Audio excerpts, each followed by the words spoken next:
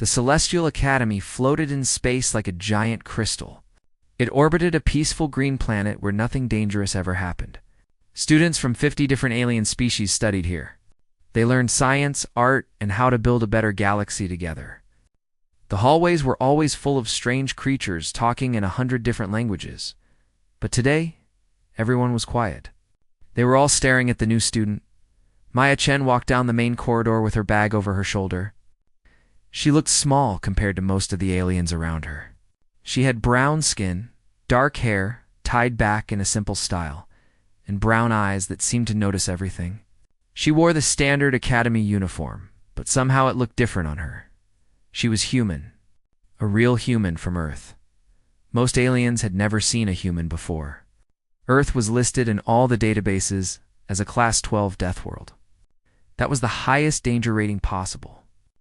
Class 12 meant a planet so deadly that most species would die within hours of landing there. The galaxy had exactly 47 Class 12 worlds.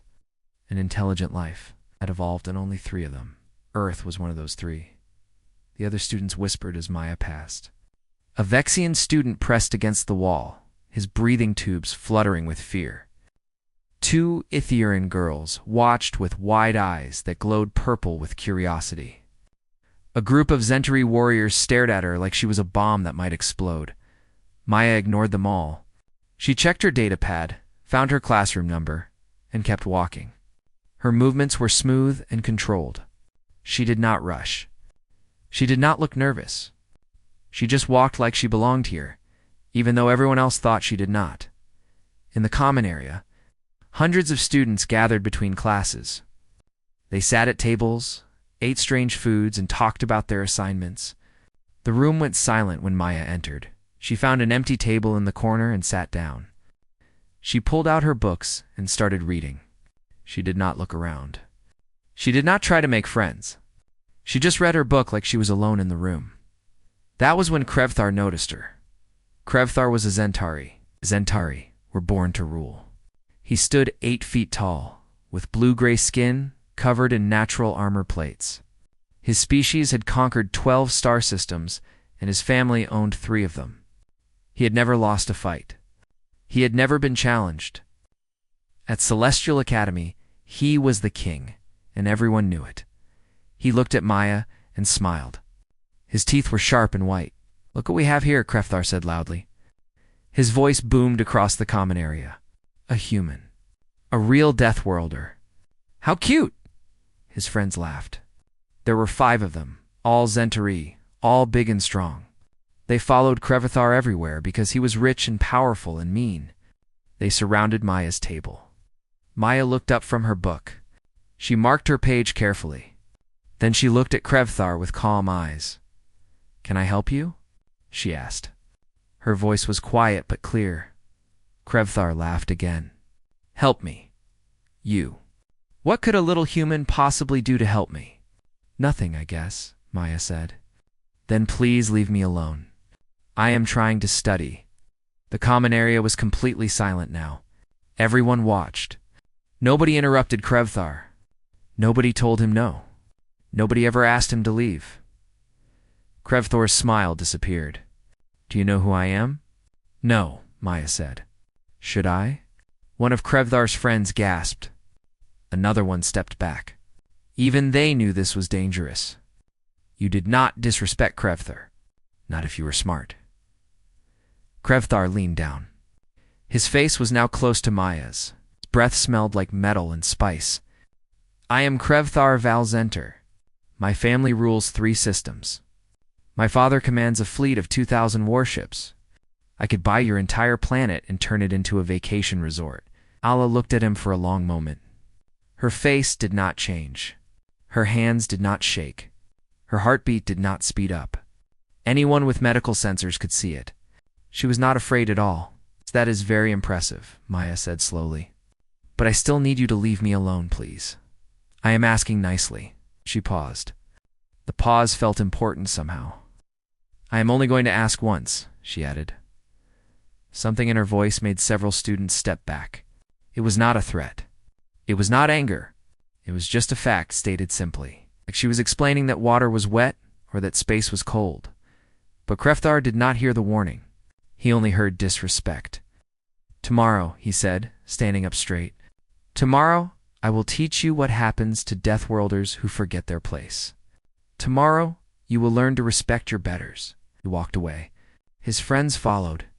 The common area slowly filled with noise again as students started talking. But everyone was thinking the same thing. The human had just made a terrible mistake. Maya watched Krefthar leave. Then she returned to her book. Her hands were perfectly steady. Her face was calm. But anyone watching closely would have noticed one small thing. She was not reading anymore. Her eyes did not move across the page. She was thinking, planning, preparing, because she had given her warning. She had asked nicely. She had done it exactly once, just like she said, and now she was ready for whatever came tomorrow. Hash. She warned him once the Deathworld girl's power reduced the alien bully to vapor hash. Hash. Part 2. The nature of Deathworld's Maya's roommate was named Lisa's. She was an Etherean, which meant she was tall and thin with purple skin that seemed to glow softly in the dark. Ethereans were empaths. They could feel the emotions of people around them. It made them kind and understanding, but it also made them very sensitive. Lisa's had been nervous about having a human roommate. Everyone said humans were dangerous. Everyone said Deathworlders were unpredictable and violent. But the Academy had assigned them together, and Lisa's tried to be brave. Now, after 3 days, Lisa's was more curious than afraid. "Can I ask you something?" Lisa's said that night. They were both in their room. Maya was doing homework on her data pad. Lisa's was sitting on her floating sleep platform. "Sure," Maya said without looking up. "What is Earth really like? Is it as dangerous as they say?" Maya stopped typing. She thought for a moment. "What do they say?" "They say it is a nightmare world. They say the gravity crushes bones. They say the air burns lungs. They say everything on Earth is trying to kill everything else." Maya smiled a little. "That is mostly true." Lisa's glow dimmed with worry. "Really? Earth has gravity that is much stronger than most planets," Maya explained. She put down her datapad and turned to face Lisa's. "Most species cannot walk on Earth. The gravity would break their legs or crush their organs. Humans are built for it, so we do not notice." "What about the air?" Lisa's asked. "Our atmosphere has 21% oxygen," Maya said. "Oxygen is very reactive. It is technically a poison. It makes things rust. It ages cells. It causes cancer. But humans evolved to use it for energy. Our bodies are full of antioxidants to protect us from our own air." Lisa's was amazed. "You breathe poison every day." "We need it to live," Maya said. "Without oxygen, we die in minutes." "What else?" Lisa's was leaning forward now, completely focused. Maya thought about how to explain her home. Earth has predators everywhere. In the oceans, there are sharks and orcas and giant squid. On land, there are lions and tigers and bears. In the air, there are eagles and hawks.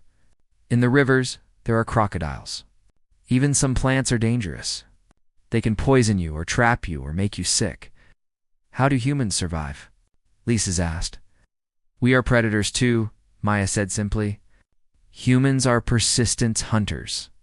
We are not the fastest or strongest, but we can run for hours without stopping. We can track prey for days. We can sweat to cool down, which most animals cannot do. We can throw things with incredible accuracy. We can plan and communicate and work together. Our ancestors hunted animals much bigger and stronger than us, and we won." Lisa's was quiet for a moment. "You make it sound normal." "To us it is normal," Maya said. "Earth is our home. We do not think of it as a death world. We think of it as beautiful. We have oceans and mountains and forests and deserts. We have sunrises and storms and snow and rain. We have millions of species of plants and animals. Yes, it is dangerous, but it is also amazing. Are all humans like you?" Lisa's asked. "Strong and fast and dangerous?" Maya laughed. "I am not special. I am just a regular human. I study xenobiology. I want to learn about other species and help them. I am not a soldier. I am not a fighter. I am just a student. But Lisa's could feel Maya's emotions through her empathic sense. Maya was telling the truth. She really did not think she was special. She really did think of herself as just a regular person. That was the scary part. If Maya was regular, what were human soldiers like? Across the academy, Krevthar was in his private room. It was much bigger than the regular student rooms because his family paid extra. He was talking to his friends and planning. Tomorrow we teach the human a lesson, Krevthar said. We make sure everyone sees. We make sure she knows her place. Are you sure about this? One of his friends asked. His name was Drev, and he was the smartest of the group. I looked up information about humans. Their military defeated the Krek swarm. They won a war against the Voroxian Empire. They have destroyed 5 fleets in the last 10 years. Those were soldiers, Krevthar said. Warriors trained for combat. This is one small female student. She studies plants and animals. She is no threat. But the way she looked at you, another friend said. It was strange. She was not afraid at all. Just too stupid to be afraid, Krevthar said. Tomorrow, she will learn. We will not hurt her badly. Just enough to make her cry. Just enough to make her apologize in front of everyone. Drev was still worried. Maybe we should ask Professor Xanther. He has studied Deathworld species. No, Krevthar said firmly. We do not need help to handle one human. Trust me. Tomorrow will be fun. But Drev did go to see Professor Xanther anyway. The professor was old and wise. He had lived for 300 years and studied on 100 worlds. He listened to Drev's concerns. Your friend is making a mistake, Professor Xanther said. His voice was sad. Humans are not like other species. They have something we do not have. Something that evolved on a world where every day was a fight to survive. What is that? Drev asked. Control, the professor said. Humans can control their fear. They can control their pain. They can control their aggression. When a human warns you once, it means they are controlling themselves. It means they are giving you one chance to avoid violence. If you ignore that warning, you will meet a human who has stopped controlling themselves. Should I tell Krevthar? Drev asked. You should, the professor said. But he will not listen. Pride is a dangerous thing. It makes us blind. That night, Drev tried to warn Krevthar. He explained what the professor said. Krevthar laughed at him. You are a coward, Krevthar said. Tomorrow you will see. The human will beg for mercy, and you will feel stupid for being afraid of her. Drev said nothing more. But he decided he would not be there tomorrow. He did not want to see what would happen. In her room, Maya finished her homework. She did her evening exercises, 50 push-ups and 50 sit-ups and 100 squats. She stretched for 20 minutes.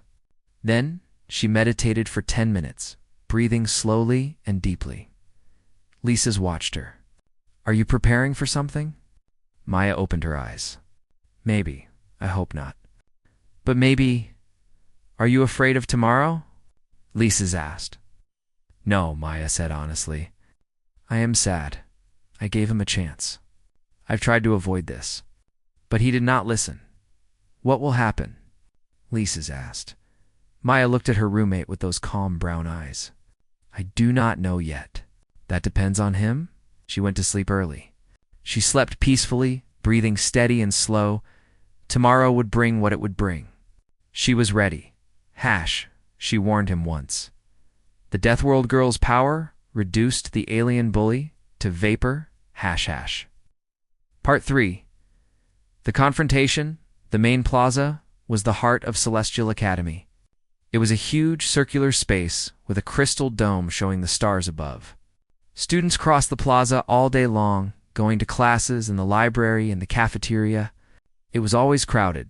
That was why Krevthar chose it. He stood in the center of the plaza with his 4 friends. They had been waiting for 20 minutes. Word had spread fast. Something big was going to happen. Students lined the edges of the plaza, watching and waiting. Some recorded on their data pads. Everyone wanted to see what would happen when the Zentari noble confronted the human. Maya, appeared at exactly 2:15, right after her xenobiology class ended. She walked across the plaza, carrying her study materials. She had 3 books, a datapad, and a bag with her writing tools. She looked calm and focused, probably thinking about her homework. Krefthar stepped into her path. His friends moved to surround her. They did it smoothly, like they had practiced. Within seconds, Maya was in the center of a circle of large Zentari warriors. Maya stopped walking. She looked at Krefthar. She did not look surprised. "I have been waiting for you, human," Krefthar said loudly. Everyone in the plaza could hear him. "Yesterday you disrespected me. Today you will apologize." Maya set her books down carefully on the ground. She made sure they would not get damaged. Then she stood up straight and looked at Krefthar. "No," she said simply. The crowd gasped. Nobody said no to Krefthar. "What did you say?" Krefthar asked. His voice was dangerous now. "I said no," Maya repeated. "I will not apologize. I did nothing wrong. I asked you politely to leave me alone. You refused.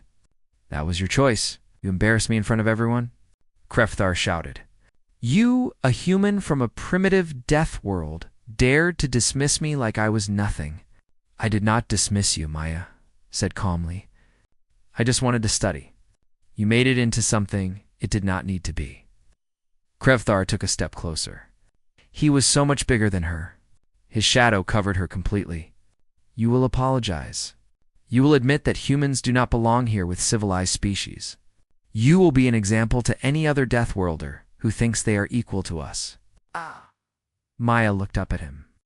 Her eyes were still calm, but there was something else in them now. Something cold. "I warned you yesterday," she said quietly. "I asked nicely. I gave you one chance to walk away. You did not take it. What can you possibly do to me?" Krefthar laughed. He reached out to grab her shoulder. "You are half my size. You are weak. You are nothing." His hand never touched her. Maya moved.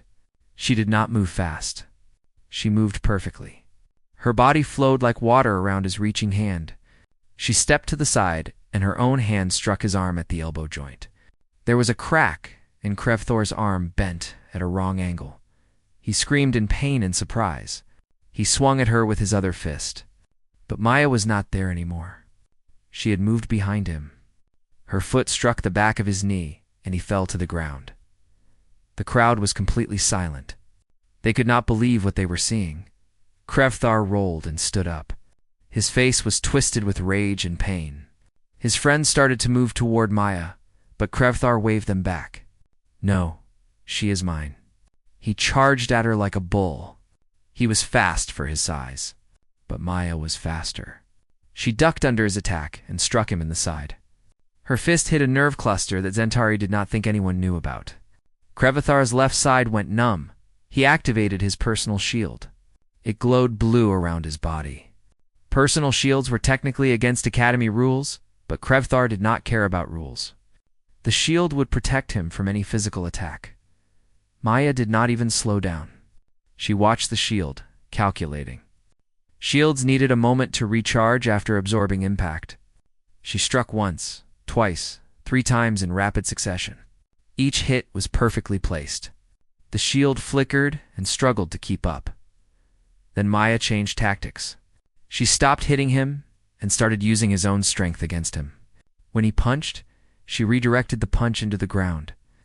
When he kicked, she guided the kick past her and let his own momentum spin him around. She made him fight himself. The watching students saw something terrifying. They saw a human in combat mode. Maya's breathing was steady and controlled. Her movements were efficient and precise. There was no wasted energy. No unnecessary strikes. She hit only what needed to be hit. She moved only where she needed to move, and her face never changed. She was not angry. She was not scared. She was not cruel. She was just doing what needed to be done. Krefthar was getting tired. His shield was draining his energy. His broken arm hung useless at his side. His left side was still numb. He had trained in combat his whole life, but he had never fought anyone like this. She was reading him like a book. She knew what he would do before he did it. After 47 seconds, it was over. Maya struck his other leg and he fell to his knees. She moved behind him and applied pressure to a nerve cluster at the base of his neck. Krefthor froze. One wrong move, and she could paralyze him. They both knew it. "It is over," Maya said softly. Only Krefthar could hear her now. "I did not want this, but you forced it. Now it is done. We can both walk away." She released him and stepped back. She offered him her hand to help him stand. For a moment, it seemed like it might end peacefully. The crowd let out a breath. Some students started to clap softly for Maya's incredible skill. But Krefthar's pride was broken. His reputation was destroyed. Hundreds of students had just watched a female human half his size, defeat him completely. He could not accept it. He could not let it end this way. As Maya turned to pick up her books, Krefthar reached into his belt. Hidden, there was something illegal. Something banned by 17 different galactic treaties. Something he had brought just in case things went wrong. A plasma disintegrator. Small, powerful, and completely lethal.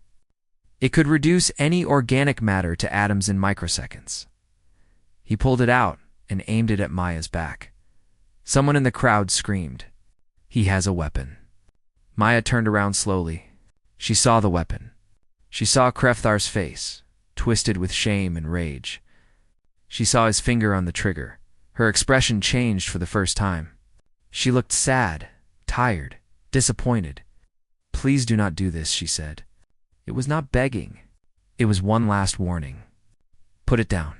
Walk away, please. You humiliated me," Krefthar said. His voice was shaking. "You destroyed everything I am.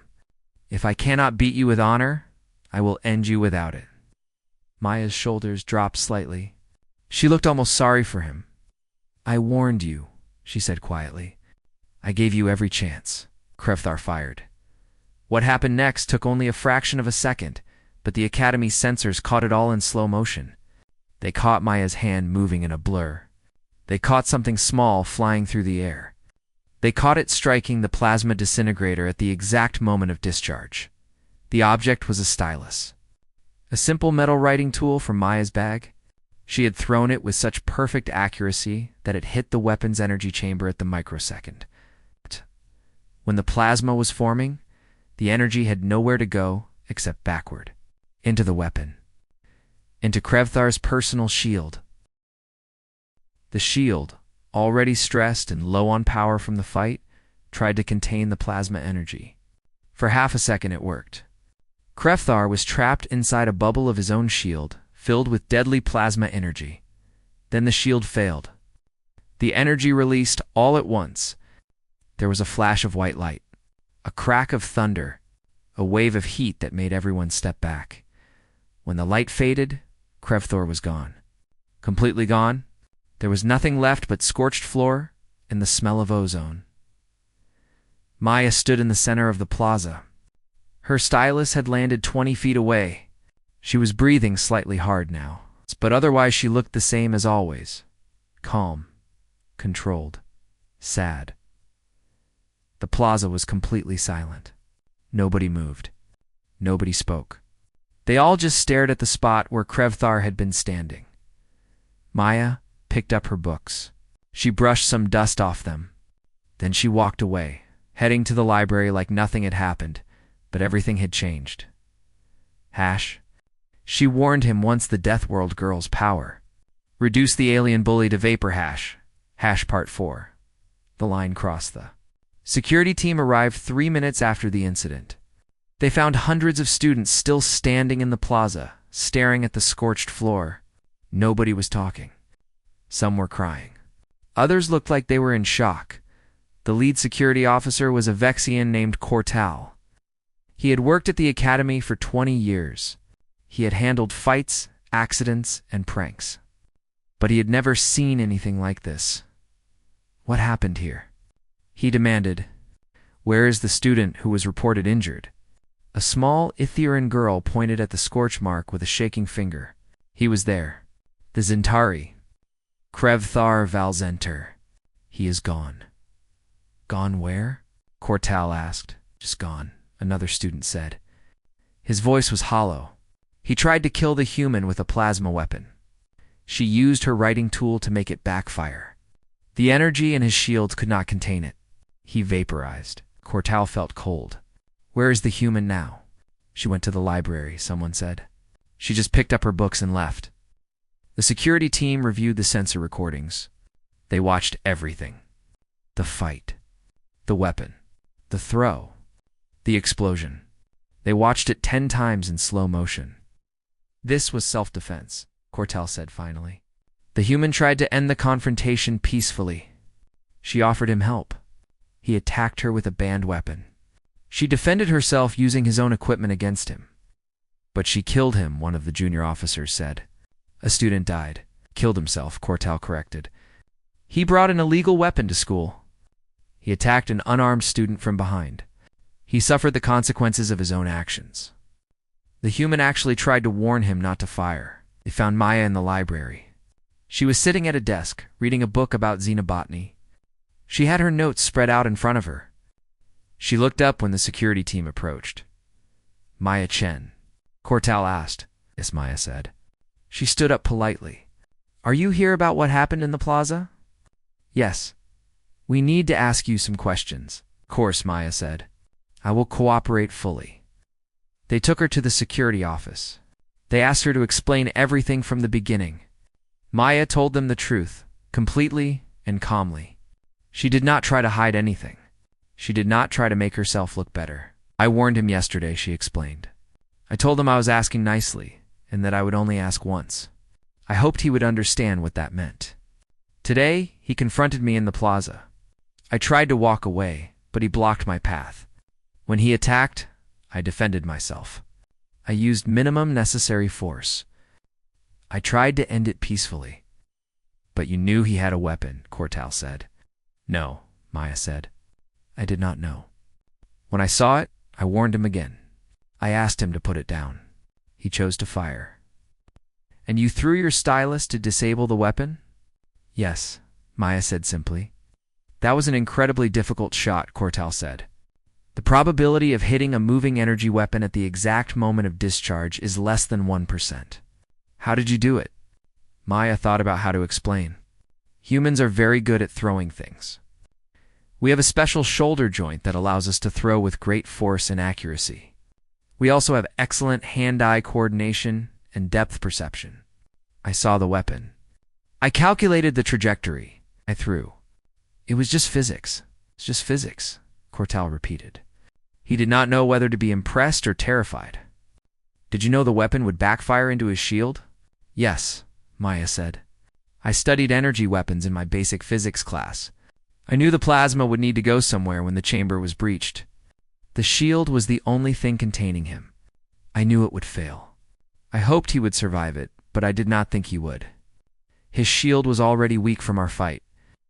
So you knew you were probably killing him when you threw that stylus. Maya was quiet for a long moment. I knew he was trying to kill me. I knew I had to stop him. I used the only tool I had. I did not want him to die, but I chose to live. Cortal sent his report to the Academy administration. He included all the sensor data, all the witness statements, and his own analysis. His conclusion was clear. Maya Chen had acted in lawful self-defense. Krefthar Valzenter had brought an illegal weapon onto Academy grounds and had attempted murder. His death was the result of his own actions. The Academy agreed. No charges were filed against Maya. She was cleared to return to classes, but that was not the end of the story. The Zentiri government was not happy. Krefthar had been the son of an important noble family. His father, Lord Zenter, commanded fleets and controlled 3 star systems. He demanded justice for his son. The Academy sent him all the evidence. They sent the sensor recordings. They sent the witness statements. They sent the analysis showing that Krefthar has tried broken multiple laws and had tried to kill an unarmed student. Lord Zentar watched the recordings. He watched his son bully the human. He watched his son lose the fight. He watched his son pull an illegal weapon. He watched his son die because of his own pride and rage. After 3 days, Lord Zenter sent an official statement. My son brought shame to our family. He broke galactic law. He attacked without honor. His death was his own fault. The human acted within her rights. This matter is closed. The galaxy was surprised. Most had expected war, or at least serious diplomatic problems. But Lord Zenter was a warrior. He understood combat. He understood honor. His son had fought without honor and had paid the price. There was nothing more to say. That night, Lisa's found Maya sitting alone in their room. Maya was not reading or studying. She was just sitting, looking out the window at the stars. "Are you okay?" Lisa's asked. Maya was quiet for a long time. "I killed someone today." "You defended yourself," Lisa's said gently. "He tried to kill you first." "I know," Maya said. "That does not make it easier. I did not want this. I tried so hard to avoid it. I warned him. I asked nicely. I even offered him peace after I won the fight. But he would not stop." "Why did you warn him?" Lisa's asked. "Yesterday, in the common area, you said you would only ask once. Why give him any warning at all?" Maya turned to look at her roommate. "Because humans understand violence. We come from a world where violence is everywhere. We know what we are capable of. We know what can happen when things go too far. So we warn people. We give them a chance to walk away, not because we are afraid, but because we know what happens if they do not listen." "You knew this would happen?" Lisa's asked. "You knew he would die?" "I knew it was possible," Maya said. "I hoped I was wrong. I hoped he would be smart enough to accept the warning. But pride is dangerous. It makes people do stupid things. It makes them ignore warnings they should hear." "You calculated everything," Lisa said with wonder. "The fight, the throw, the energy feedback. You saw it all before it happened." "Humans are good at pattern recognition," Maya said. "We see cause and effect. We understand systems. When you grow up on a death world, you learn to predict danger or you die. It becomes instinct. Are all humans like this?" Lisa's asked. "Most humans never have to use these skills," Maya said. "We live peaceful lives. We study and work and love and laugh. But yes, all humans have these abilities somewhere inside them. Earth made sure of that. Only the smartest and strongest and most adaptable humans survive to have children. After billions of years, these traits are in all of us." Lisa sat down next to Maya. She could feel her friend's emotions through her empathic sense. Maya was sad. She was tired, but she was not guilty. She had done what she had to do. "I am glad you survived," Lisa said. "So am I," Maya said. She managed a small smile. "Thank you for being my friend. Not everyone would want to be friends with someone who killed a classmate." "You did not kill him," Lisa said firmly. "He killed himself. You just tried to survive. There is a difference." They sat together in silence, watching the stars and thinking about the thin line between survival and destruction, between warning and consequence, between mercy and necessity. She warned him once, the Deathworld girl's power. Reduce the alien bully to vapor, ##, Part 5. Aftermath and understanding 3 weeks passed. Life at Celestial Academy slowly returned to normal, but nothing was quite the same. The scorch mark in the plaza had been cleaned away, but everyone remembered what had happened there. Students walked around that spot. Nobody wanted to step where Krevthar had died. Maya returned to her classes. At first, students avoided her. They pressed against walls when she walked by. They left empty seats around her in lecture halls. They whispered when she passed. But Maya kept being herself. She studied hard. She asked smart questions in class. She helped other students with their homework when they were struggling. She was patient and kind and calm. Slowly, students started to relax around her. One day in the cafeteria, a small group of students approached her table. They were nervous, but they came anyway. The leader was a Vexian named Telk. He was small and shy, and Krevthar used to bully him regularly. "Can we sit with you?" Telk asked. Maya looked up from her lunch. She smiled. "Of course, please." They sat down carefully, like they were approaching a sleeping tiger. But Maya just ate her food and asked them about their studies. Within minutes, they were having a normal conversation about quantum mechanics and xenobiology. "Can I ask you something?" Telk said after a while. "About what happened?" "Sure," Maya said. "You could have killed him earlier," Telk said. "During the fight, I watched the recordings. I saw at least 5 moments where you could have struck him in a vital area, but you did not. Why?" Maya set down her fork. "Because I did not want to hurt him. I wanted him to stop. There is a difference." "Ow." "But you knew he might not stop," another student said. "You knew he might escalate," yes, Maya said. "But I had to give him the chance to choose. I had to give him every opportunity to walk away with his life. When I warned him that first day, I was not threatening him. I was trying to save him." "Save him from what?" Telk asked. "From himself," Maya said. "From his own pride. From a fight he could not win. I gave him the warning so he would understand. So he would know I was serious. So he could make a good choice." A Vexian girl named Soria spoke up. "But he chose badly. He kept pushing. He brought a weapon." "Yes," Maya said sadly. "He chose badly, and I had to live. So I made sure I survived. Do you regret it?" Soria asked. Maya thought carefully before answering. "I regret that it was necessary. I regret that he did not listen. I regret that he valued his pride more than his life. But I do not regret surviving. If I could go back, I would do the same thing. Because the alternative was letting him kill me, and I will not choose death when I can choose life." The students were quiet. They were beginning to understand something important. Maya was not a monster. She was not cruel or violent or evil. She was just someone who understood survival better than they did. She was someone who had been shaped by a world where survival was never guaranteed.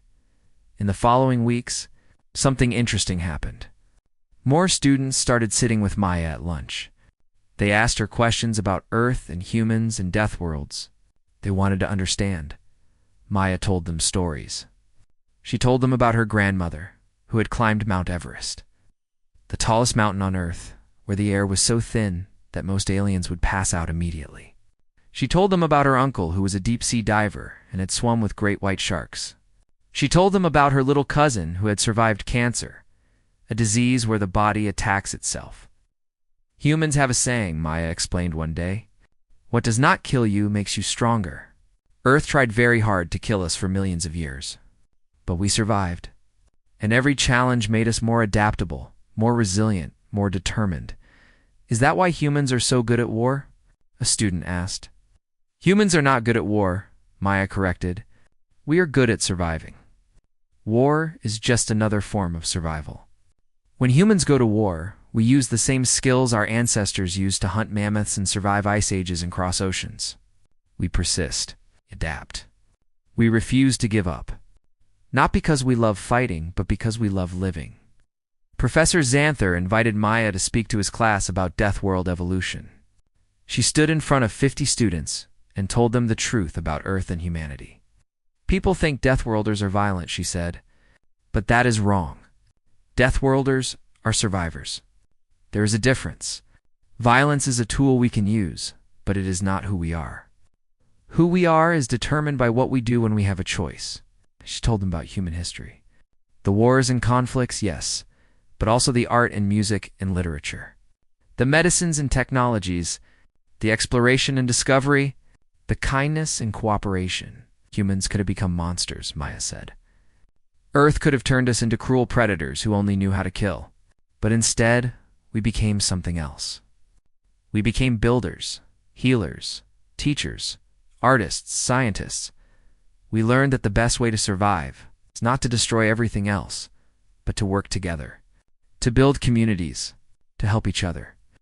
"But you killed Krevthar," a student said. "It was not an accusation.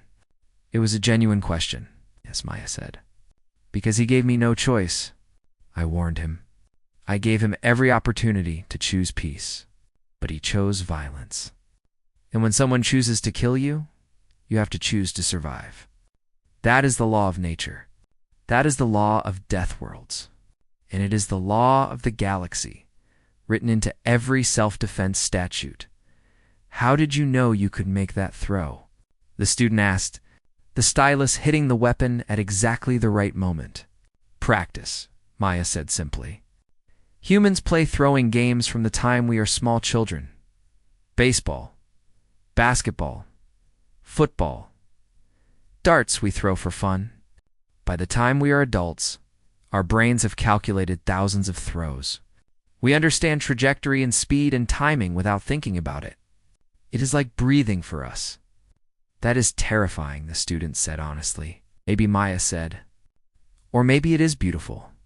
Humans turned a survival skill into games and sports and art. We took something dangerous and made it fun. That is what humans do. We take the hard parts of life and find ways to make them better. The semester continued. Maya's reputation changed. Students no longer feared her. They respected her. They understood that she was not dangerous to them unless they tried to harm her first. And nobody was going to do that.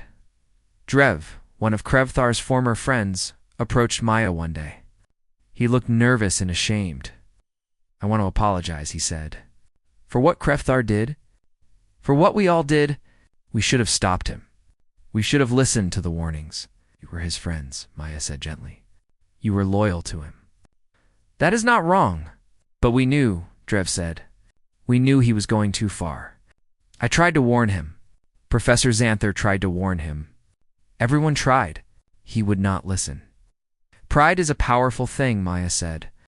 It makes us blind. I do not blame you, Drev. You tried. That is all anyone could do. Drev sat down. Can I ask you something? How did you stay so calm? During the fight, during everything, you never looked angry or scared. How? Maya thought about her answer. On Earth, fear and anger are useful emotions. They give us energy for fighting or running. But they also make us stupid. They make us make mistakes. Humans learn to control these emotions, to feel them but not be controlled by them. When the first fought Krevthar, I was afraid. I was angry that he forced me into that situation, but I did not let those feelings control my actions. I stayed focused on surviving. That is incredible, Drev said. Oh, that is human, Maya replied. On the last day of the semester, Maya stood in her room, packing her things for the break. She would visit Earth for 2 months, see her family, breathe real air under a real sun. She was looking forward to it. LYSS watched her pack. Will you come back next semester? Of course, Maya said. This is where I want to study. The Academy has the best xenobiology program in the galaxy. I am glad, Lisa said. I would miss you. A lot of students would miss you now. You have become popular, Maya laughed. Popular is strange. I just wanted to study in peace. You got peace, Lisa said. But you also got respect. Students understand now. They understand that Deathworlders are not monsters. They are just people who know how to survive. That is all I wanted, Maya said. For people to understand. That night, Maya stood in the plaza one last time before leaving. She stood on the spot where Krevthar had died. She closed her eyes and thought about him. She wished things had been different. She wished he had listened to the warning. She wished he had chosen life instead of pride. But she did not regret surviving. She would never regret that. A voice spoke behind her. You gave him every chance. But God. Professor Xanther stood there, his ancient eyes wise and sad. Did I? Maya asked. Could I have done more? No, the professor said. You did everything right. You warned him. You tried to walk away. You used minimum force. You offered peace even after winning. You only used lethal force when he tried to kill you. No judge in the galaxy would fault you. But you still feel guilty. He was someone's son, Maya said. Someone's friend. He is gone forever because of a few bad choices. That is what makes you different from him, Professor Xanther said. He saw you as inferior, as nothing. You see him as a person. That is humanity. That is why humans are not monsters, even though you come from a monster's world. Maya nodded. She took one last look at the plaza. Then she walked away, heading toward the shuttle bay and home. Behind her, the academy continued. Students learned and grew. Species mixed and became friends. And everyone remembered the lesson the human girl had taught them. When a Deathworlder warns you once, you should listen. Not because they want to hurt you, but because they are trying very hard not to. And if you force them to stop trying, you will meet something that millions of years of evolution created. Something that survived when everything else died. Something that knows the difference between choosing to be peaceful and having to be violent. You will meet a survivor.